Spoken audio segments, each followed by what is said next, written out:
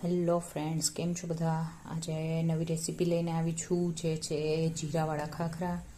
તો એના માટે મેં 3 કપ જેટલો ઘઉંનો લોટ અને એ જ કપનો મેંદાનો લોટ લીધો છે.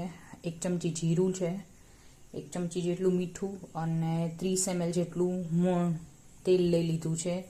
અને જરૂર મુજબનો નહીં ઢીલો કે નહીં બહુ કઠણ એવું લોટ બાંધી લઈશું હવે આપણે.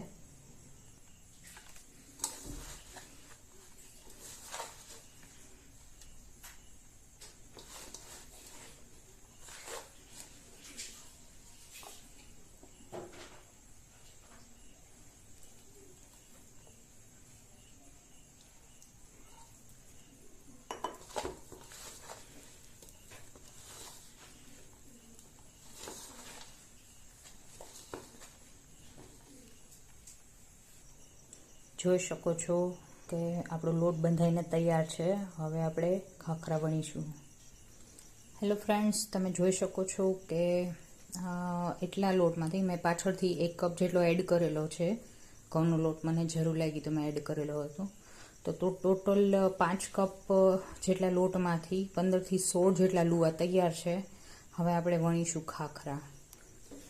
ખાખરા વણવા માટે મારી પાસે આ ટાઈપનું વેલણ અવેલેબલ છે. તમારી પાસે ના હોય તો સાદા વેલણથી પણ તમે વણી શકો છો.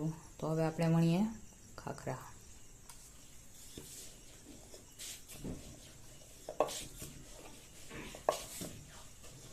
ભાર દઈ અને બને એટલા પતલા રાખવાના છે, જેથી તે શેકાય ત્યારે ક્રિસ્પી બને.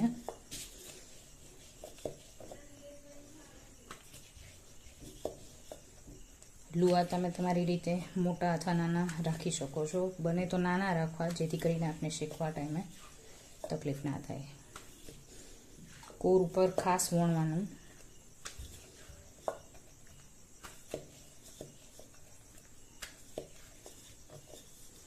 આ રીતે આપણે બધા ખાખરા વણી અને તૈયાર કરી લેશું. તો જોઈ શકો છો મિત્રો, આપણા બધા ખાખરા વણાઈ અને તૈયાર છે. હવે એને આપણે થોડો કાચા પાકા શેકી લેશું.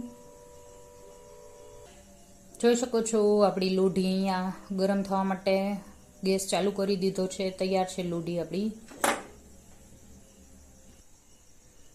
હવે ખાખરાને આપણે શેકીશું. 2 જ મિનિટ માટે શેકવાના છે, આગળ અને પાછળ. એકદમ નથી શેકવાના.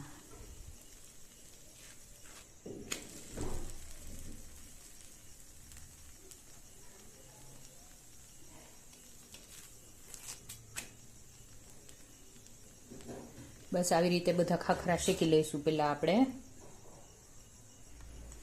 તો જોઈ શકો છો ફ્રેન્ડ્સ કે આપણા ખાખરા છે એ કાચા પાકા આગળથી અને પાછળથી 2 બાજુ શેકાઈ ગયા છે આવી રીતે. હવે એને આપણે કડક શેકીશું તેલ લગાવીને. જોઈ શકો છો ફ્રેન્ડ્સ કે લોઢીમાં તાપને ધીમો રાખ્યો છે એકદમ, અને આ રીતની ડટ્ટી છે એનાથી આપણે પહેલા કોર ઉપર ભાર દઈ અને શેકવાનું છે.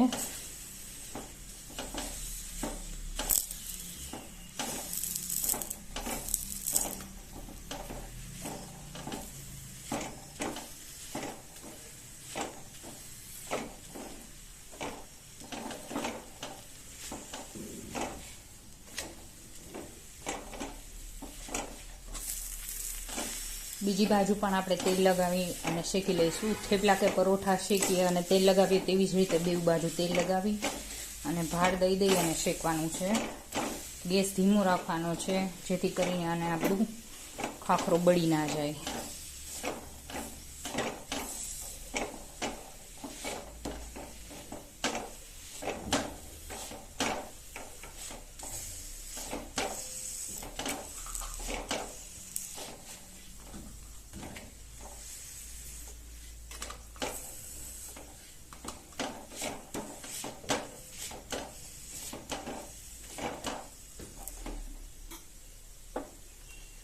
જોઈ શકો છો ફ્રેન્ડ્સ કે આપણો ખાખરો તૈયાર છે.